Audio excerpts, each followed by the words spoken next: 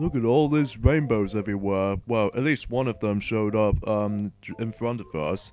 So, hey everybody, this is me, Chip here, and I'm Sylvester here. We are back for the Maxi Toys, and welcome back to my play of New Super Mario Bros. U for the Nintendo Wii U. It's the last time that we actually did done the first half of Moraine Clouds, and today for this video, so hopefully we're gonna finish up with Moraine Clouds. So afterwards, when this one is done, then we pretty much guarantee we can actually rescue Princess Peach once and for all and defeat Bowser's butt. And even then though, it's almost right near to the, the puff of smoke and stuff like that. Now, I believe we haven't mentioned this before in Rock Candy Mines, is the fact that in Rock Candy Mines does not contain any enemy courses. So, I don't know why they actually took that out, but that's just how it is for me. And then, as you can see, the enemy course from Moraine Clouds will have to be Fuzzies instead of Lakitus. Because you can tell that we actually get into ourselves a fork in the road. So here we go with Moraine Clouds-4 Bouncy Cloud Boomerangs. So for this level right here, the main gimmick of this level is the fact that we need to actually hop into those bouncy clouds, just like how it does it in level 9-8 in New Super Mario Bros. Wii, as well as a body bounce minigame in Mario Party 9, and I think that's about it when it comes to that, including the Coin Chaos minigame, which was Silver Layer minigame from Mario Party Star Rush, which you can actually bounce on clouds and then just collect coins in the process. And also the main premise of this level is the fact that we're gonna have to come across into Boomerang Bros, even though you might actually encounter the Boomerang Bros quite a few sessions, or in this case quite a few sections around any level. So even then though, that we need to actually watch out for the Boomerang Bros no matter what. Especially for the likes of how you don't wanna die by the Boomerang Bros, especially when it comes to when you're actually in small form. So yeah, as far as what I can notice now from the start. Now the reason why we activate the beanstalk right over there, in fact we have to be in the exact center of these brick blocks, as you can tell, is because this section right here actually contains the second star coin. And believe me though, you have to be very quick on this, because if the star coin bounces off the edge, this means the star coin will manage to go and fall off, and there's no way you can actually get to that. So just to let you guys notice that already. So yeah. I believe this is a level that was based off of the, I'm pretty sure if I may be wrong about that, but I'm pretty sure it's another one of the, tech demo levels from, New Super Mario Bros. Me based level. I think it was actually course number, 3 or 5, or I don't know. I'm guessing, it might be course number 3 or 4. I'm guessing 3, because, in course number 2, that in New Super Mario Bros. Me is based off of the first level in Sparkling Waters, and as well as the first level that was actually based off of it. Oh god, no! We don't want to die again! We're not gonna die again! That was utterly very close right there, because even then, if we actually did fell off from that particular end point of the level, we have to restart the whole entire... Well, even though we got a checkpoint though at least, but it's just the fact that we need to actually re-grab the third and final star coin again, as long as when some of the Boomerang Bros were trying to, about to get us at the end. Well, usually we only killed once, so even then, no, eat that Boomerang Bro, right over there. So yeah, that was about it when it comes to this level. Basically, we have to bounce on the clouds, basically, in order to actually proceed to the level, so... As well as those, Boomerang Bros and stuff, so even then, yeah. And every once in a while, though, after when you finish the World 7, Nabbit Chase sequence, you're actually going to be going all the way back to World 1 from Nabbit Chases. So, and vice versa really, if you're actually trying to grind yourself some PA coins as much as you can. So even then though, that might be the case. Sometimes these little road pathways on this rainbow pathways can get randomized after when you go back to the beginning of the fork in the road. So even then though, you can actually contain just the item, or even you can actually fight against with those fuzzies. Alright, here we go with Moraine Clouds-5, a quick drip in the sky. So this level is very similar to level 7-2 in New Super Mario Bros. Wii. Like, the main premise of this level is that we're going on swimming into the this little magical moving bubbles, which you can actually just about to swim about. And then yeah, that's all when it comes to the this level in general. So even then though, it feels very similar to how it does in World 7-2, obviously, in case if you already noticed that at one point or another.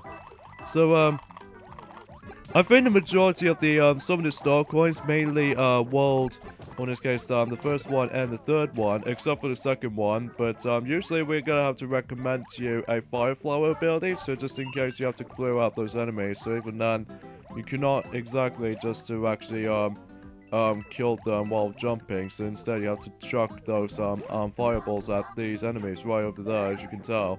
So yeah. Alright, so we need to swim up, so just in case we need to actually, you know, access to certain things. In fact, we need to dodge those piranha plants, as you can tell. Alright, so, oh gosh, that wall jump almost gonna screw us over for that little part.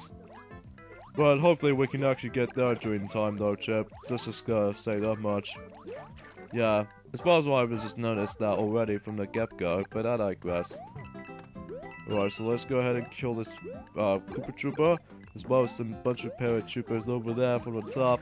And the final star coin was actually onto this little bubbly circular section. Basically very similar to how it does it for the piranha plants, is that you have to actually kill those two fuzzies, and then basically you grab yourselves a third and final star coin with ease. So yeah, how about that? So yeah, I think that was about it when it comes to this level, and also due to the star coins and stuff, but yeah, you know. So yeah, we consider that we're almost done with the game, obviously, in case if you already noticed at this point, because even then, that we got about, you know, quite a few levels left. In fact, we don't actually going to find any of these secret exits for the time being, because we'll explain more to that until we actually get into the next world, in this case the final main world in the game. Well, assuming if you're actually trying to don't care for 100% completion or something like that. So yeah, let's go ahead and showcase the fuzzy enemy course right now. So let's just go ahead and go up to the top, because let's go showcase the enemy courses route. So you know. So again, the enemy course in this world, it will probably be fuzzies. So yeah. At first I thought that in Rock Candy Mines might actually bring back the bullet bills as the part of the enemy courses, but it turns out it wasn't, so yeah. And we guess there's a Starman with these, so even then there's actually two methods about killing this fuzzies. Well, just simply use the fireball from the fire flower, or you can actually use the Starman to actually just breeze through this. Alright, Moraine Clouds -6, gee, I wonder what that is. This was harder than Superstar Road. I don't know about you right there.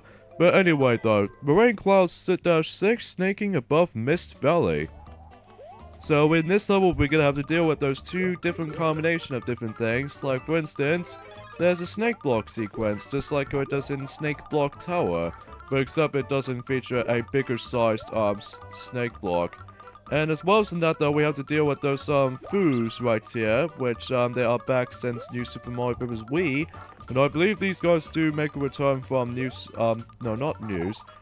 Mario Party 10, Fuel Me Once or Cloud Cover if you actually play the PAL version of Mario Party 10. Because just like it does it in, you know, Mario Party Island Tour, that the names translation from some of the minigames can be slightly different, like Picky in the Middle or Keep Away Mayhem from between the North American version and the PAL version. But I don't know exactly it will actually get the same feature as it does it from Star Rush, because even though the North American version of Star Rush hasn't released yet.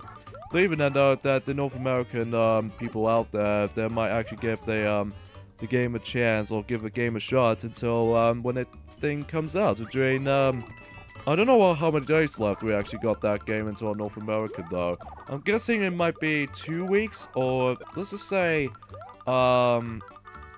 16 days to go, because this was supposed to be uploaded on Wednesday today. And turns out we're actually almost there to the October to be ended. So yeah, as far as what I've just noticed from the start. So anyway. So yeah, in order to actually get rid of the mist of the cloud, is that you're gonna have to shake the Wii remote, or in this case, you can actually use the ZR button to actually to use the spin attack if you actually be using the Wii U gamepad. But I digress.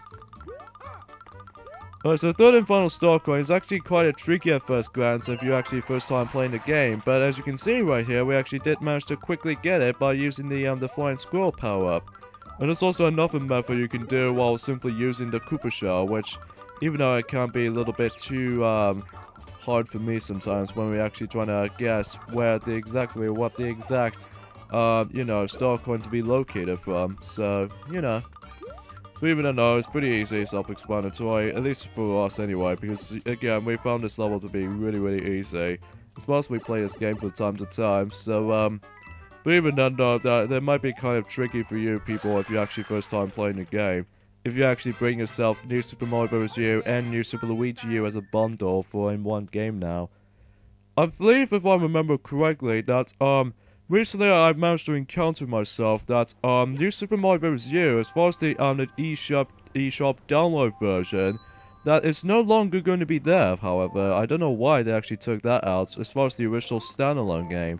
But I don't know why. But anyway, now we move on to the next level in Moraine Clouds, and we'll explain more to the until that later. Moraine Clouds Castle, Ludwig's Clockwork Castle. Not to be confused, as the without a Ludwig name on here, it actually says Clockwork Castle, almost like a reference to the exact same name layout, or in this case a name rather, from Mario Party 6 as for part of the board, the last board name. But except that we're not going to have a party in here because we are going to do some tight platforming.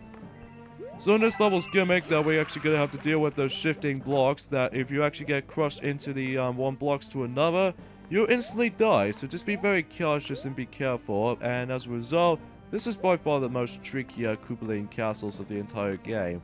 Well, usually though, as you can tell from the footage, that we actually breeze through this stage really, really quickly. We even breeze through this stage really, really, really well. So anyway though, the second star coin, you need to be sure you need to let this little block shift to the left or the far left, because if you activate the power block, be sure to grab it quickly, because if you manage to activate the power block while the shifting block was approaching to the right, you'll immediately try to shove the star coin off the cliff. So just be very cautious and be careful most of the time. Okay, quicker right there, sorry about that folks, it's just my mother Teddy, especially for the likes of Waluigi and Wario, kept interrupting our recording session. Which I might just try to blame them, honestly, because even then, they always trying to play tricks on us. Well, usually we'll do that at the end of this video session, so don't worry, we will do that. But anyway, though, and there's no point for actually getting to the yellow pipe. All you get is just basically the P-switch, which actually activates the coins coming from above, and as well as the shifting block, which it seems kind of optional rooms to actually explore in, but it's nothing worth knowing for anyway. So anyway, the third and final star coin needs to be very quick and fast, especially if you want to actually try to grab it quickly and don't get crushed at the end. But even though that's how this level works, especially at star coin locations, as far as we're concerned from that as well. Alright, here we come. Ludwig von Koopa. Let's see how much of a challenge you are this time, as opposed to in...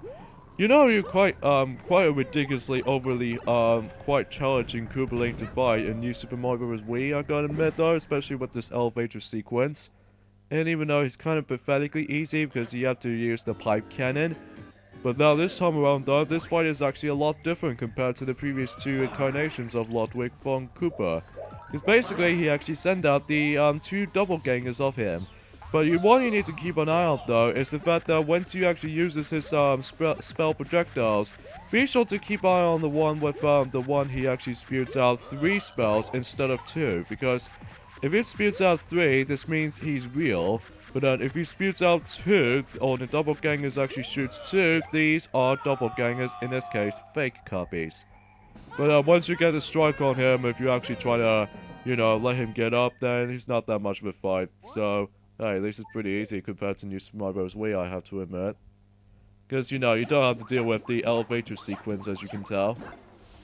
And there we go, folks. The 7th and final Koopaling, as far as Airship is concerned, is now being beaten and destroyed. So yeah, not too bad after all, I gotta say. You know, we access to this little tiny platform right over the end, but I don't know exactly what it might actually cost for that. Well, let's just find out as soon as we actually approach to it. So basically, we're not done with Moraine Clouds yet, because even then it doesn't tell us the star coin notification just yet, because we only have like one more level to deal with in Moraine Clouds, which was another airship level. But it's called Boarding the Airship. Moraine Clouds Airship, as far as we can just notice. And basically, this level kind of sort of reminds me of the intro sequence to Super Mario Bros. 3's airship sequence. Is that, although except it doesn't have the anchor though. That's the only reason. So anyway though, so this was predictably the last airship level in the game, even though there's only 2 of them from the start. Because even then, compared to New Super Mario Bros. Wii, there's only 3 of them, excluding the likes of World 4 and World 6 and World 8. But in this game, that it only has only 2 airship levels. So anyway though, so the main premise of this level right here is that we're gonna have to deal with 2 mechanics we're gonna deal with. The first thing is that we need to actually dodge the giant hand mechanism, which if you actually try to watch carefully into the this little giant hand, especially the first section where he does like a little flat pancake syndrome. And another attack he can actually do is his fist attack, so even though no, it's quite easy to dodge. He's gonna have to watch the drop shadow, so even then the drop shadow represents what the giant mechanism's hand, in this case Bowser's, metal hand, will actually try to decide to crush, or even crush these platforms and stuff. And even then though, that it might be pretty easy to dodge though, I gotta say. So, first star coins underneath here, it's pretty simple, self-explanatory. And I believe from the 3rd and final star coin in this level is that we need to use the, the flying squirrel ability, which we'll save that for later. Another thing worth knowing for is that now we're gonna have to ride onto the airship right now. And you remember how in level 8-5 in New Super Mario Bros. Wii it does have this little motion control type of gimmick? This game actually returns this little tradition that it actually brings back the returning of the motion control platforms.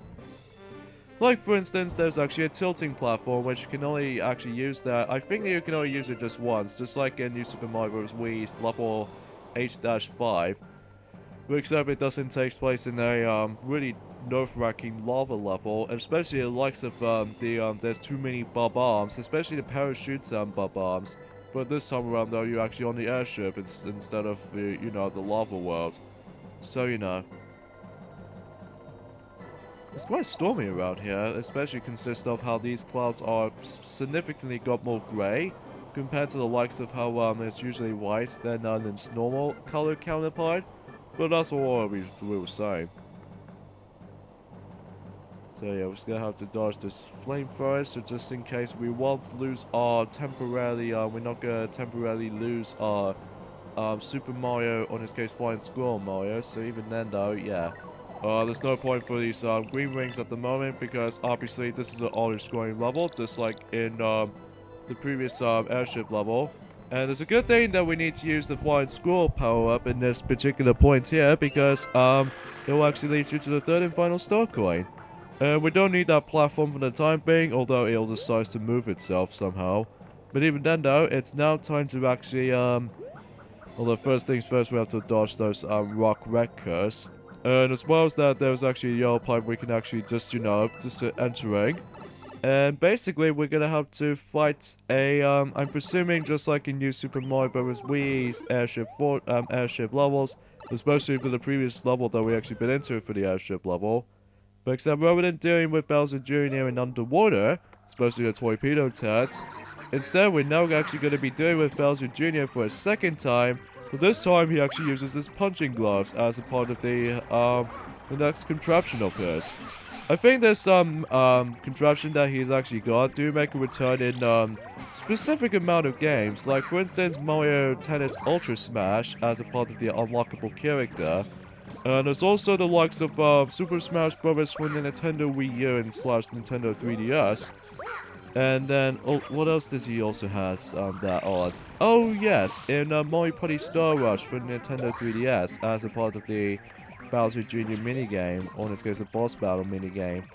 Which I'm quite surprised at how Bowser Jr. do makes a return as a boss fight in the Mario Party franchise, since Mario Party 9's Bowser Jr. Breakdown. Because even though in the Mario Party Island tour, because he was actually a playable character, but then on Mario Party 10, he doesn't usually act out in the entire point of the party mode, or although he is actually the host in Mario Party 10's Bowser Party mode at least. Alright, so once you deal with him, then you should be able to be fine for the most part while defeating him. Even though, as you can tell, that we actually got hurt by him like twice, just because sometimes that he actually tossed the bob arm at us, even though his weak point was actually the head itself. And all you had to do in order to kill him was basically just standing on. If he actually just pulls down his boxing gloves, then you should have actually ride onto those or hop into those. Then you should be able to jump on him, and booyah, there you go. And there we go, folks. There's the airship. The actual airship fortress is going to actually completely destroyed after this giant mechanism, or this giant mech hand, actually punches through the airship, which is quite hectic. And there we go. I think that's where we'll wrap things up in Moraine Clouds. But we're not actually done with our journey yet, because we only have Bowser Jr. and Bowser to deal with to finish. Because he's now going to entering this puff of smoke, as you can tell. Which, for what I've noticed, it might be something more we need to actually get into. And there's actual bridge to actually get to it. So it's kind of weird that how the Mushroom Kingdom actually attached to the clouds, which is kind of odd. But I digress. So, let's see what this purple puff of smoke is all about. So let's go ahead and investigate. And we got all the star coins in Moraine Clouds. Peach's castle. Look at all this disaster which is going on. There's Princess Peach hanging in the window.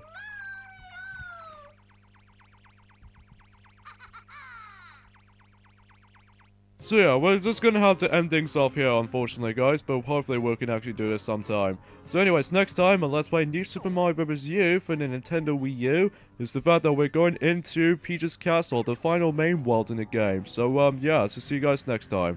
Later, fellas. See you guys then.